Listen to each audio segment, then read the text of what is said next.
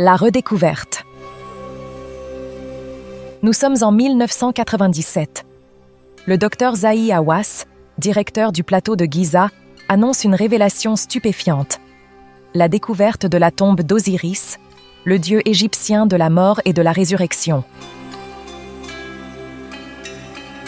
Les caméras du monde entier se tournent vers l'Égypte, avides de percer les secrets millénaires enfouis sous le sable.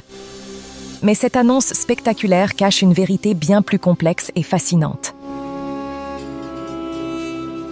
Notre enquête nous emmène dans un labyrinthe souterrain, un réseau de chambres et de puits, s'enfonçant toujours plus profondément sous la surface. Nous suivrons pas à pas l'évolution de cette découverte controversée. Comment un lieu connu depuis des décennies a-t-il pu soudainement devenir le théâtre d'une révélation archéologique majeure?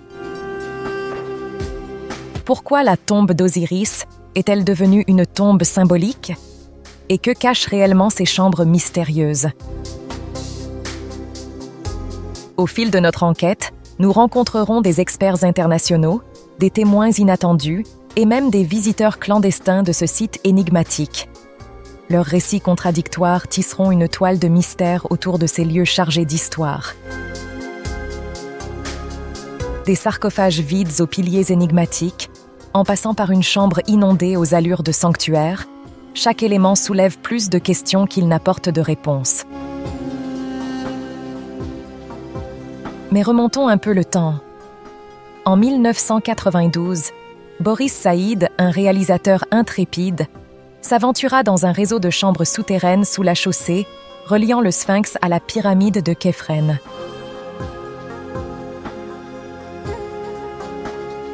Son récit, partagé des années plus tard, jette une lumière troublante sur ce qui allait devenir la tombe d'Osiris. Imaginez la scène.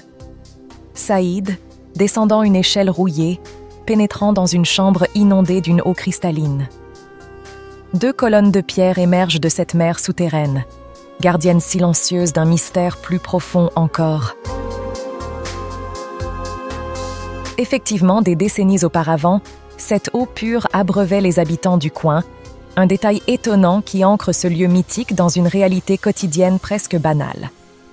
Cependant, le docteur Zahi Hawass, figure emblématique de l'égyptologie, annonce en grande pompe la découverte de cette tombe d'Osiris en 1999, 2 ans après sa première annonce, rappelez-vous. Pourtant, les témoignages s'accumulent. Ce lieu était connu, visité, exploré bien avant. Pourquoi ce décalage? Que cache réellement ce dédale souterrain? Entre-temps et au fil des visites, le site se transforme. 2 piliers deviennent 4. Le niveau d'eau fluctue. Des sarcophages vides trônent dans les chambres supérieures. Chaque élément soulève plus de questions qu'il n'apporte de réponses. Pourquoi une telle mise en scène autour d'une découverte connue depuis si longtemps? Que signifient ces chambres grossièrement taillées, dépourvues des trésors habituels des tombes égyptiennes? En 1996, Boris Saïd retourna sur les lieux de sa précédente expédition. Cette fois-ci, armé de puissants éclairages, il découvrit une 2e chambre jusqu'alors invisible, abritant 2 imposants sarcophages de granit. Cette révélation souleva une myriade de questions. Qui avait œuvré dans l'ombre pour dévoiler cette pièce? Quelles parois avaient été abattues pour en permettre l'accès? La présence d'une pompe à eau témoignait d'une activité récente, contrastant avec l'antiquité supposée du site. Le niveau d'eau dans la 3e chambre avait considérablement baissé depuis la visite de 1992, dévoilant des parois grossièrement taillées, comme si le temps lui-même avait sculpté la roche. En février 1987, lors d'une 3e incursion, Saïd et son équipe firent une découverte stupéfiante. Alors qu'ils préparaient leur matériel de tournage, le sol révéla un secret enfoui. Un couvercle de sarcophage intact. Les anciens textes mentionnant l'utilisation de tels couvercles pour dissimuler des passages secrets prirent soudain une nouvelle dimension. Intrigués, ils décidèrent d'explorer la zone à l'aide d'un radar pénétrant. Les résultats dépassèrent toutes leurs attentes. À 2 mètres de profondeur, une anomalie de 2,5 mètres de large s'enfonçait selon un angle de 25 degrés en direction du Sphinx. Cette découverte établissait un lien tangible avec les travaux antérieurs du Dr Shore, qui avait identifié un tunnel partant de l'arrière du Sphinx vers la chaussée. Ces révélations s'inscrivent dans un contexte plus large de mystères et de collaborations inattendues. La présence récurrente d'experts de la NASA, comme Thomas Danley, spécialiste en acoustique et techniques de lévitation, ou le Dr Farouk El-Baz, éminent géologue, aux côtés des égyptologues, soulève des interrogations sur la nature réelle des recherches menées à Gizeh. Malheureusement, Boris Saïd ne put poursuivre ses investigations, emporté par un cancer fulgurant en 2002, laissant derrière lui plus de questions que de réponses. D'autres témoignages viennent corroborer l'existence de ces chambres bien avant leur découverte officielle. Un documentaire de 1988, présenté par Omar Sharif, montre le Dr Lehner explorant ces mêmes lieux, évoquant même l'existence de tunnels plus profonds, 9 ans avant l'annonce du Dr Hawass. Ces récits contrastent fortement avec les travaux minutieux du Dr Selim Hassan, archéologue égyptien de renom, qui documenta ses fouilles à Giza dans les années 1930. Ses écrits, devenus rares et précieux, décrivent en détail ces chambres souterraines, mentionnant notamment 7 niches remplies de sarcophages, dont certains ont mystérieusement disparu depuis. Le docteur Selim Hassan, 1886-1961, figure colossale de l'archéologie égyptienne, a laissé un héritage monumental. 10 volumes d'études sur Giza et 170 ouvrages d'égyptologie. Ces travaux, fruits de fouilles extensives, constituent un trésor d'informations souvent négligé. Ces 10 volumes, véritables mines de savoir, renferment des milliers de pages détaillant minutieusement chaque découverte faite à Giza durant cette période charnière. Leur rareté et leur complexité en font des documents quasi inaccessibles, confinés dans des bibliothèques lointaines et réservées. Cette inaccessibilité sert paradoxalement les intérêts de certains. Des voix contemporaines, proposant des interprétations divergentes de l'histoire de Giza, profitent de cette obscurité documentaire. Elles savent pertinemment que peu d'individus peuvent confronter leurs affirmations aux écrits originaux de Hassan. Le 5e tome d'Excavation at Giza, couvrant la période 1933-1934, révèle des informations cruciales sur les puits de l'époque Saïte, 600 avant Jésus-Christ. Hassan y décrit sa découverte majeure, un puits extraordinaire creusé dans la chaussée de la 2e pyramide. Avec une précision chirurgicale, le scientifique détaille la topographie souterraine. Une première chambre, suivie d'une deuxième aux 7 niches. Chacune de ces alcôves abritait des sarcophages de basalte, dont 2 particulièrement imposants. Un mystère persiste. Qu'est-il advenu des 5 autres sarcophages aujourd'hui disparus? La 3e chambre, submergée, intrigue particulièrement. Hassan théorisa qu'une source, jaillissante à travers la roche, alimentait constamment cet espace aquatique souterrain. Ces descriptions détaillées contrastent fortement avec les récits contemporains. Elles soulèvent des questions troublantes sur l'évolution, ou la dissimulation, de ces espaces au fil du temps. Pourquoi certains éléments ont-ils disparu? Qui bénéficie de ces omissions? Hassan identifie clairement le site comme une tombe de la 26e dynastie, une période relativement récente dans l'histoire égyptienne. Cette datation, en apparence anodine, soulève pourtant des questions vertigineuses. Comment expliquer la présence de sarcophages dans des structures bien plus anciennes, manifestement conçues pour d'autres usages? Cette pratique, courante à l'époque, nous éloigne radicalement de l'hypothèse d'une tombe d'Osiris. Un fait troublant émerge: la prolifération de sarcophages à l'époque de Hassan. Plus intrigante encore, la visibilité de la deuxième chambre lors de ces fouilles contraste avec son inaccessibilité ultérieure. Cette disparition soulève des interrogations lancinantes. Qui a orchestré cette dissimulation? Quel secret cherchait-on à préserver? Un article du Daily Telegraph de 1935 vient corroborer les découvertes de Hassan, décrivant un réseau souterrain reliant les pyramides de Képhren et de Khéops. Ces informations, publiées dans la presse grand public, contrastent étrangement avec le secret qui entoure aujourd'hui ces lieux. L'héritage de Hassan, bien que colossal, semble s'effriter face à l'amnésie collective. Des manuscrits anciens, évoquant des passages secrets et des rituels d'initiation, font écho à ces découvertes. Ces documents parlent de tunnels reliant le Sphinx aux pyramides, une configuration que le Dr Lewis semblait connaître bien avant leur découverte officielle. L'implication des Rose-Croix ajoute une dimension ésotérique à ces mystères. Leur connaissance précoce de ces lieux et le lien étymologique entre Rostau, l'ancien nom de Giza, et leur ordre, soulèvent des questions sur la nature réelle de ces structures souterraines. Au cœur des mystères de Gizeh se cache un symbole aussi ancien que puissant, la croix Tau.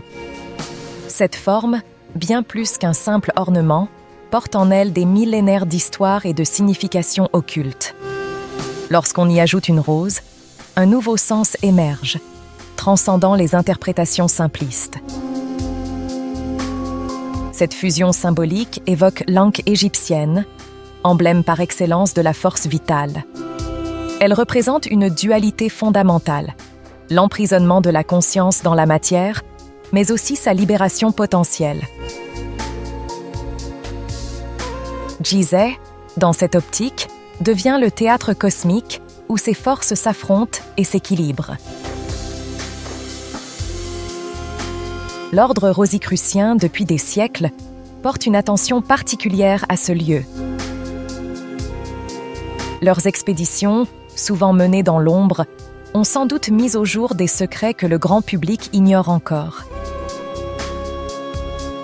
Des cartes anciennes, jalousement gardées, témoignent de leur connaissance approfondie du site. Un ouvrage datant de 1928, Atlantis to the Latter Days, de H.C. Randall Stevens, évoque déjà ces réseaux souterrains. Mais attention aux conclusions hâtives. Les similitudes avec les travaux ultérieurs du Dr Lewis ne sont pas le fruit d'un simple plagiat. Des détails subtils, perceptibles uniquement aux yeux des initiés, distinguent clairement leurs œuvres. Ces révélations soulèvent des questions vertigineuses. Que savaient réellement ces explorateurs du début du XXe siècle? Quels secrets Giza garde-t-elle encore, enfouis dans ses profondeurs? La convergence de ces symboles millénaires, de ces sociétés secrètes et de ces découvertes archéologiques dessine les contours d'un mystère bien plus vaste. Giza n'est pas simplement un site archéologique. C'est un nexus où se croisent histoire ancienne, ésotérisme et peut-être même des vérités sur notre origine qui défient l'entendement.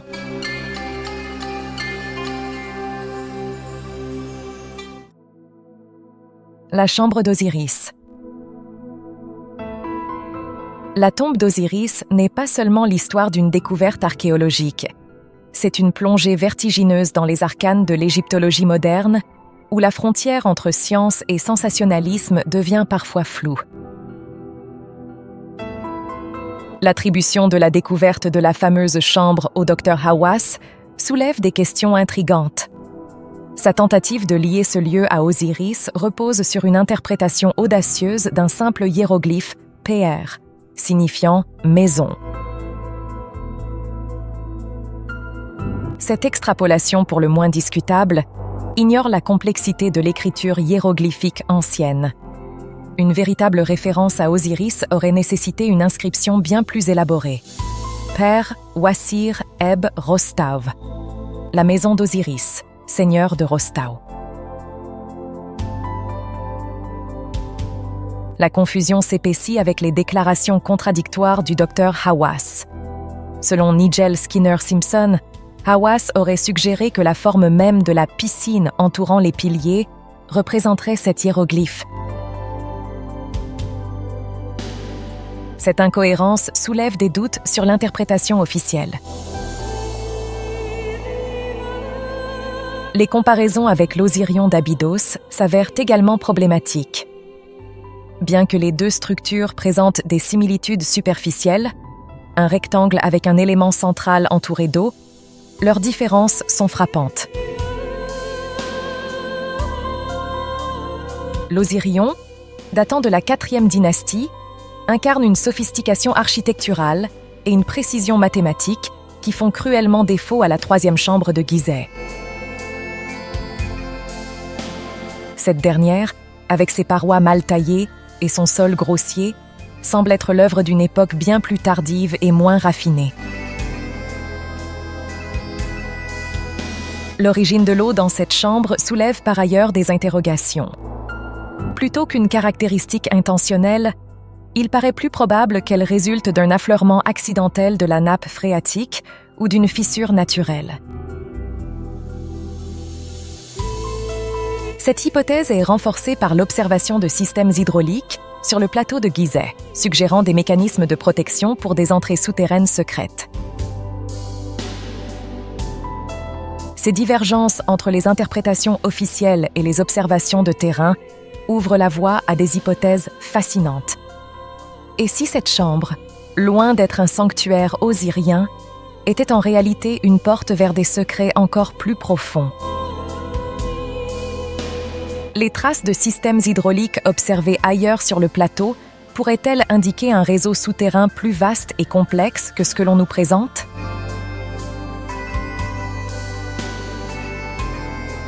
Les révélations du Dr Hawass sur la datation des chambres souterraines de Gizeh soulèvent un paradoxe temporel fascinant.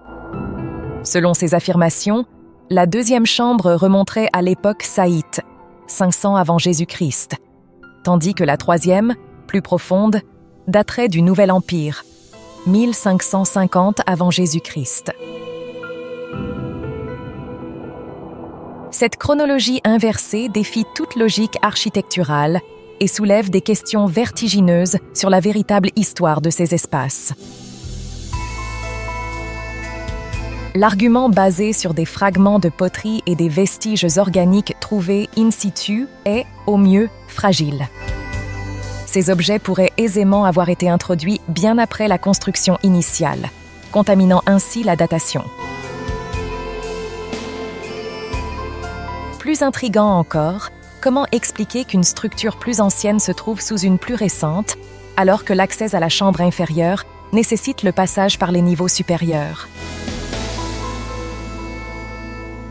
Cette incongruité temporelle ouvre la porte à des hypothèses audacieuses. S'agit-il d'une simple erreur de datation, ou cela révèle-t-il involontairement l'existence d'un accès alternatif à la chambre la plus profonde?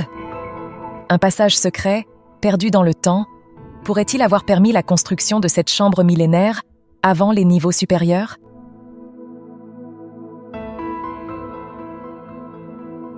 Le mystère s'épaissit avec la découverte d'un tunnel énigmatique dans le coin nord-ouest de la 3e chambre. Orienté vers la Grande Pyramide, ce passage inexploré attise la curiosité. Pourquoi les autorités hésitent-elles à lancer une exploration approfondie?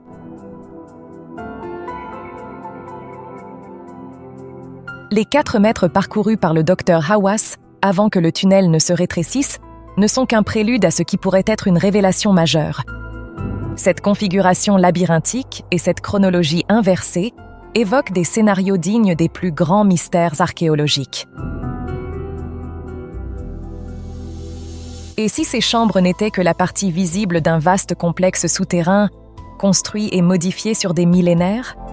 Ou peut-être cachent-elles les vestiges d'une civilisation avancée, dont les techniques de construction défient notre compréhension actuelle de l'histoire ancienne?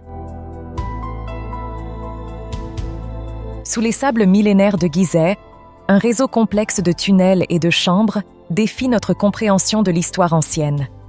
Les preuves de ces structures souterraines s'accumulent, contrastant violemment avec les efforts acharnés pour les dissimuler au regard du public. Cette dichotomie entre découverte et dissimulation soulève une question brûlante. Jusqu'où ira ce jeu de cache-cache avec notre passé?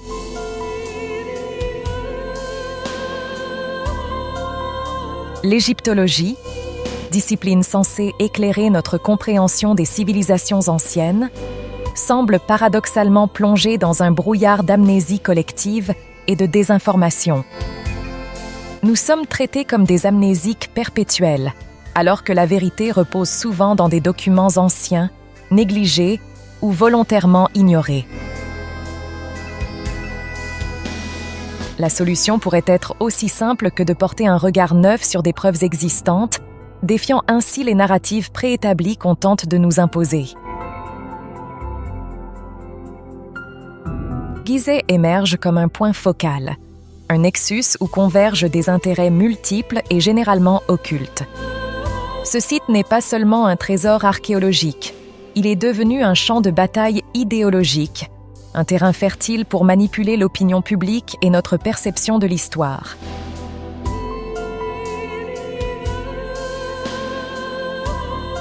L'annonce retentissante de la découverte de la tombe d'Osiris pourrait cacher des motivations bien plus profondes et troublantes que ce que l'on pourrait penser de prime abord.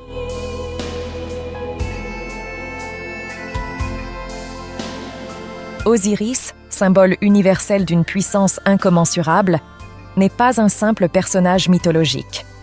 Associer son nom à une tombe pourrait être une manœuvre subtile pour influencer notre subconscient collectif, pour communiquer à un niveau plus profond avec l'esprit humain.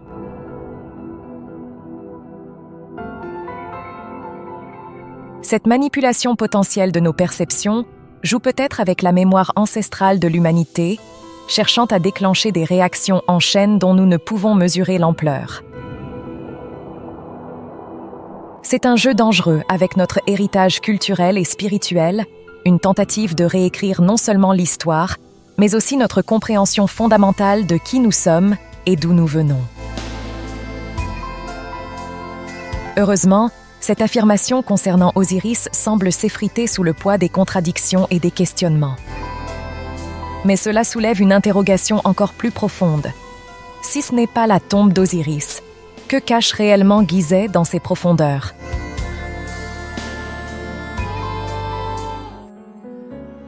Une étrange plaque de fer. En 1837, une découverte stupéfiante ébranla le monde de l'égyptologie.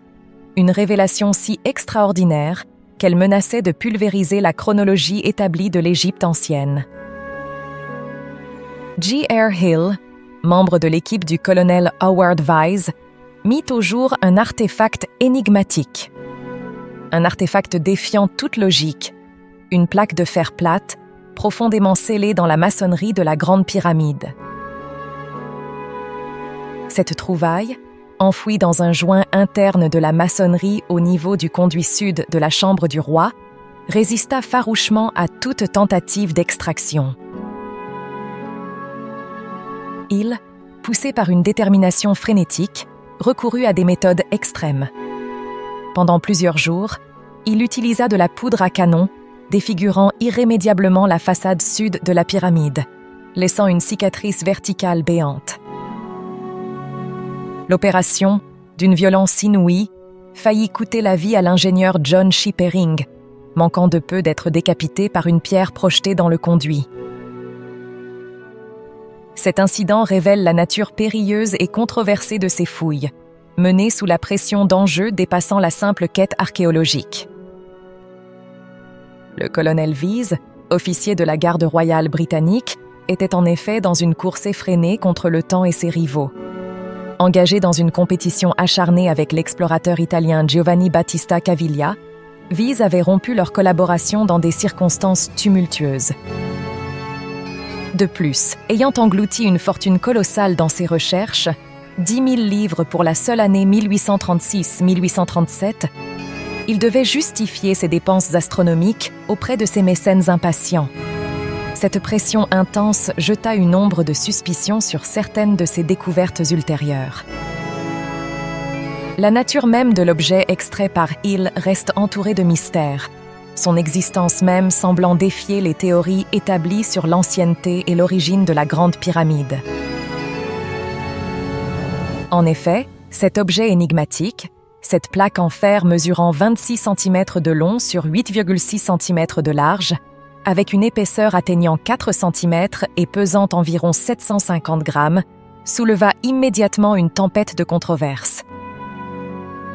Sa présence même dans la structure de la pyramide remettait en question toute la chronologie acceptée de la métallurgie antique. Le colonel Vise proclama triomphalement avoir découvert la plus ancienne pièce de fer forgé trouvée. Cette affirmation audacieuse fut corroborée par les ingénieurs Perring et Mash, qui certifièrent l'authenticité de la découverte et l'impossibilité d'une insertion postérieure à la construction de la pyramide. L'objet fut envoyé au British Museum, accompagné de ses expertises, référence Egyptian Department, numéro 2433, Third Egyptian Room, Case H. Mais son arrivée fut accueillie par un silence assourdissant et des accusations de falsification. Les sceptiques arguaient qu'il ne pouvait s'agir que de fer météoritique, seule explication plausible pour la présence de fer à une époque où sa métallurgie était censée être inconnue. Pourtant, la taille et la forme de l'objet défient cette explication simpliste. La fonction de cette plaque reste un mystère. Certains ont suggéré qu'il pourrait s'agir d'une fermeture pour le conduit, bien que ses dimensions ne correspondent pas exactement. Mais alors, pourquoi l'avoir si profondément scellée dans la maçonnerie? Et pourquoi est-elle unique, sans équivalent dans les autres conduits de la pyramide? Cette découverte soulève des questions vertigineuses sur les capacités technologiques des bâtisseurs de la Grande Pyramide. Possédaient-ils des connaissances métallurgiques avancées, perdues ensuite pendant des millénaires? Ou cet artefact est-il la preuve d'une intervention extérieure, remettant en question toute notre compréhension de l'histoire ancienne? Selon les chronologies établies, l'usage général du fer en Égypte ne serait apparu qu'aux alentours de 1300 avant Jésus-Christ, et plus tard encore en Europe méridionale. Or, si cette plaque date véritablement de la construction de la pyramide, elle remonterait à environ 3500 avant Jésus-Christ, bouleversant radicalement notre compréhension de la métallurgie antique. Le célèbre archéologue Flinders Petrie, figure respectée de l'égyptologie, a apporté un témoignage crucial. Il a noté la présence d'un numulite, coquillage fossile, incrusté dans la rouille, preuve irréfutable de l'antiquité de l'objet et de son enfouissement prolongé dans la structure calcaire de la pyramide. Cette découverte a déclenché une véritable guerre d'experts, remettant en cause le dogme établi selon lequel tout fer de l'Ancien Empire ne pouvait être que d'origine météoritique, donc non travaillé par l'homme. La clé de l'énigme réside dans la composition chimique de l'objet. Le fer météoritique contient invariablement une proportion significative de nickel, entre 4% et 26%. Une analyse de la plaque pourrait donc révéler son origine terrestre ou extraterrestre, et par conséquent, son mode de fabrication. Cette simple plaque de métal pourrait ainsi renverser des siècles de théories sur l'évolution technologique de l'humanité. Si elle s'avère être du fer forgé terrestre, cela signifierait que les bâtisseurs de la Grande Pyramide maîtrisaient des techniques de métallurgie que l'on croyait inexistantes à leur époque.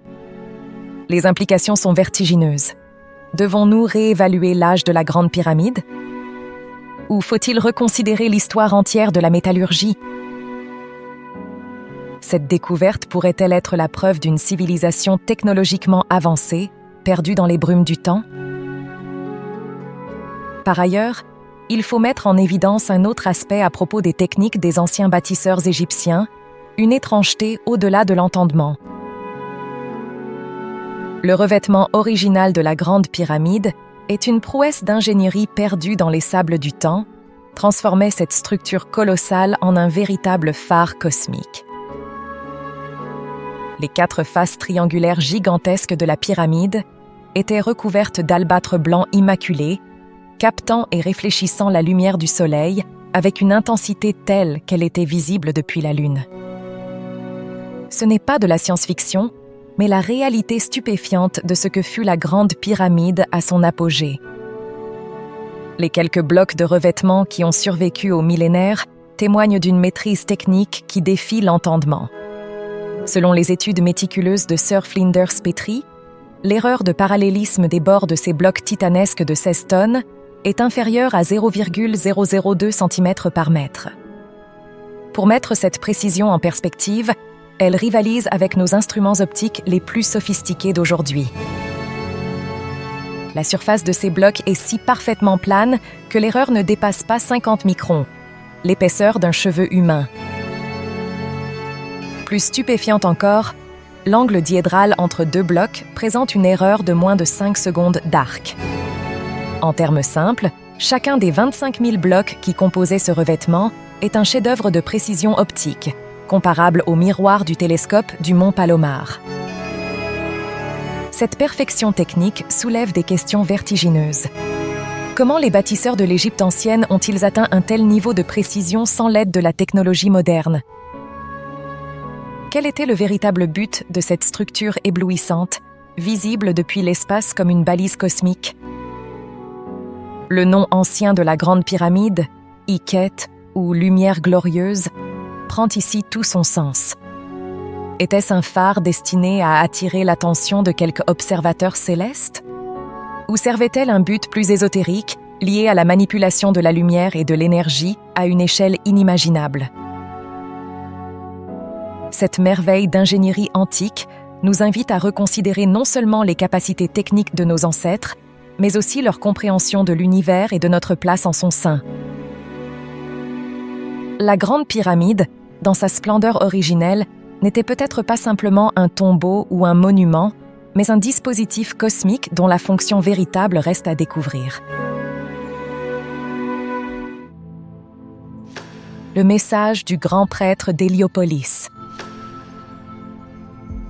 Dans les profondeurs des archives égyptiennes, un secret est caché sous la poussière du temps. Les écrits de Manéthon, grand prêtre d'Héliopolis au IIIe siècle avant Jésus-Christ, recèlent des informations stupéfiantes sur la maîtrise du fer par les anciens Égyptiens. Manéthon, dont les œuvres ont en grande partie disparu dans les flammes de la bibliothèque d'Alexandrie, nous a légué un témoignage fascinant. Les pharaons de la 4e dynastie étaient tous d'une race différente. Les anciens Égyptiens distinguaient 2 types de fer, le Meïdba, ou fer nord-sud, également appelé os d'Osiris, correspondait au fer forgé magnétique, tandis que le os de Seth désignait le fer météoritique, non magnétique. Cette distinction subtile révèle une compréhension sophistiquée des propriétés métallurgiques, bien avant l'ère supposée du travail du fer. Plus stupéfiant encore, leur compréhension de la géographie terrestre dépassait largement ce qu'on croyait possible à l'époque. Ils différenciaient, avec une précision troublante, le pôle nord géographique du pôle magnétique, une distinction cruciale dans l'orientation de leurs monuments. La Grande Pyramide elle-même est un prodige d'alignement cosmique. Orientée avec une précision de 3 minutes d'arc par rapport au vrai nord, elle surpasse même le moderne observatoire de Paris en exactitude. Cette prouesse pourrait s'expliquer par un déplacement du pôle terrestre ou un mouvement de la plaque africaine, suggérant une origine encore plus ancienne que celle communément admise. Des découvertes de fer antique, à Abou-Sir, Dahshur et Abydos, analysés comme non météoritiques, viennent corroborer l'hypothèse d'une maîtrise précoce de la métallurgie en Égypte. Ces artefacts défient notre chronologie établie et nous invitent à reconsidérer l'étendue des connaissances de nos ancêtres. La Grande Pyramide n'est pas simplement un tombeau ou un monument à la gloire d'un pharaon.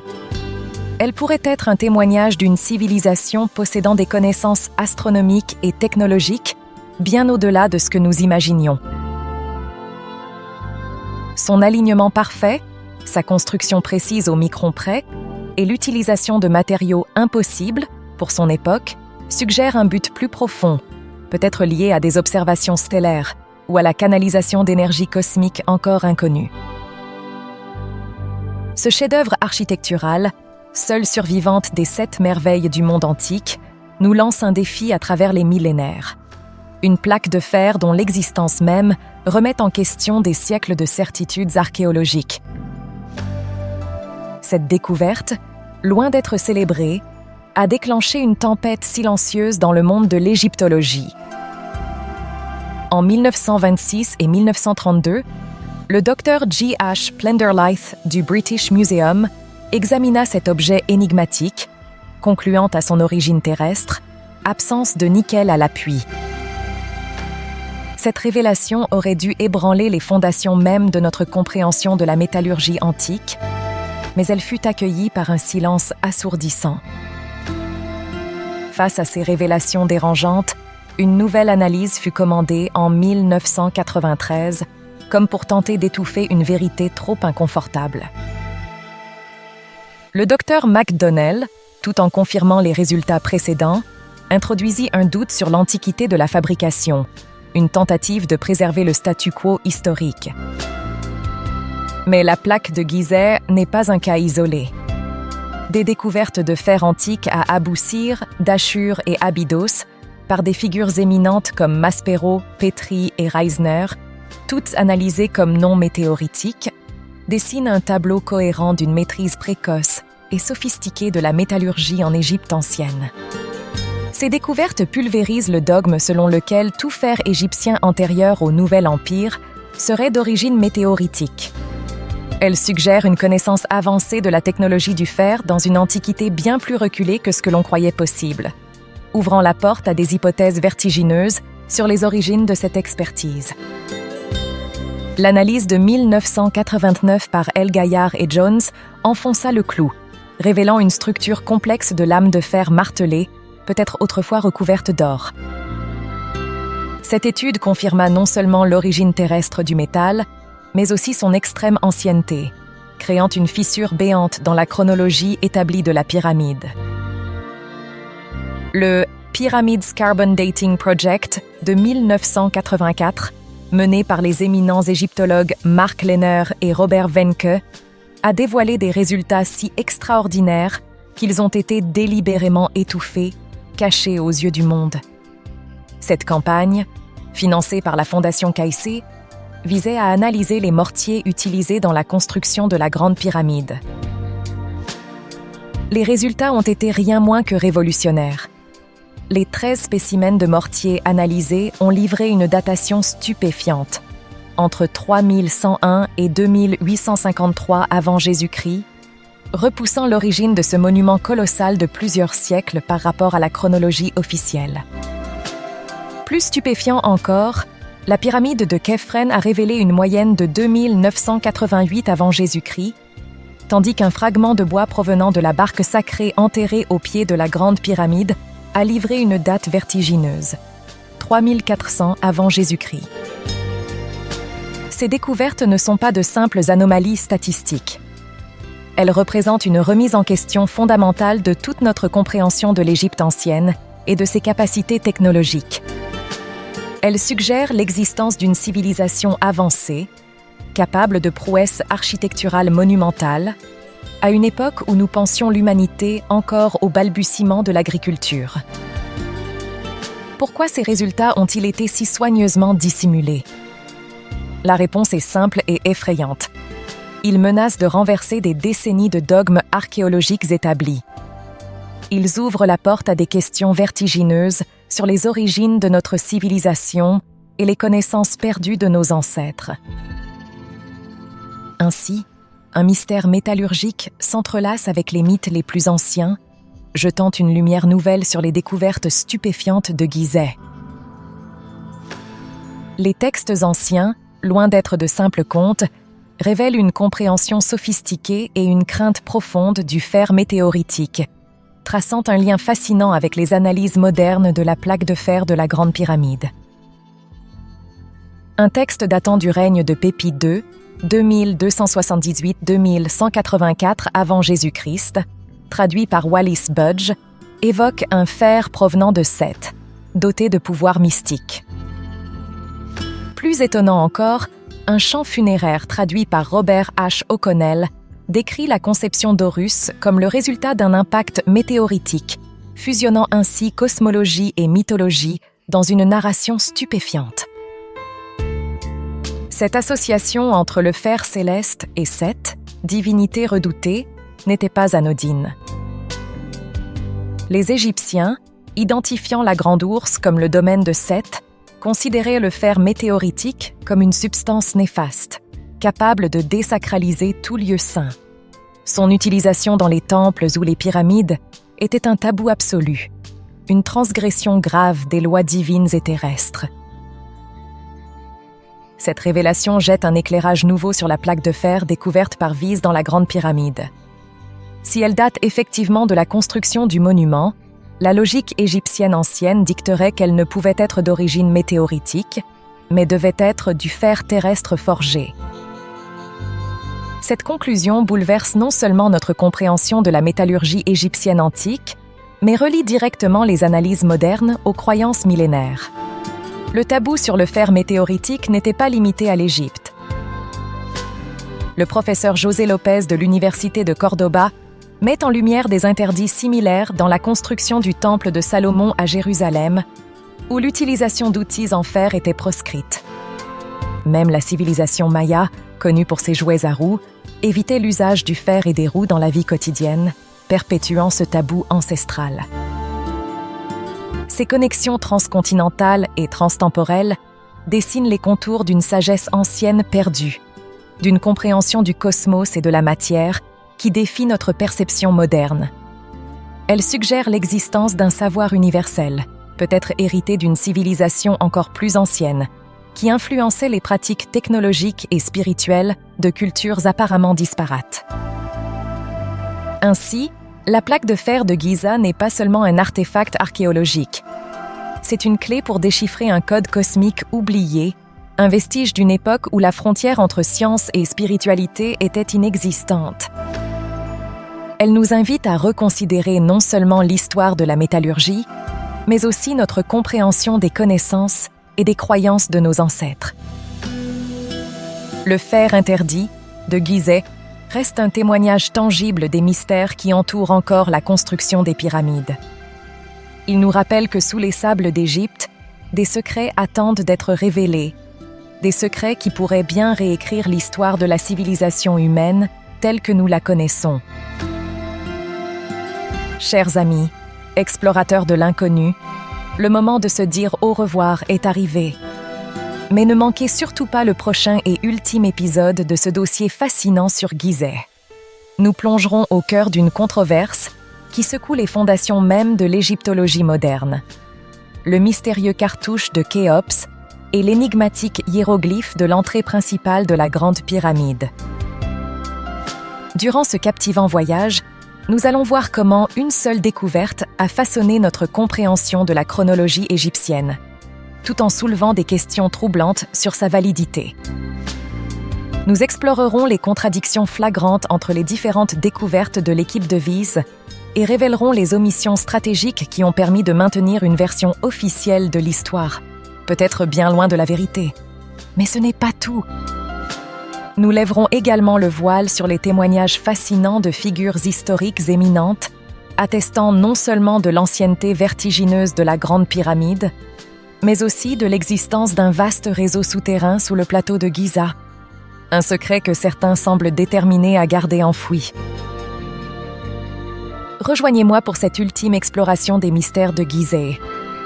Ensemble, nous défierons les récits établis et plongerons dans les profondeurs d'une histoire peut-être bien plus ancienne et plus mystérieuse que nous n'osions l'imaginer.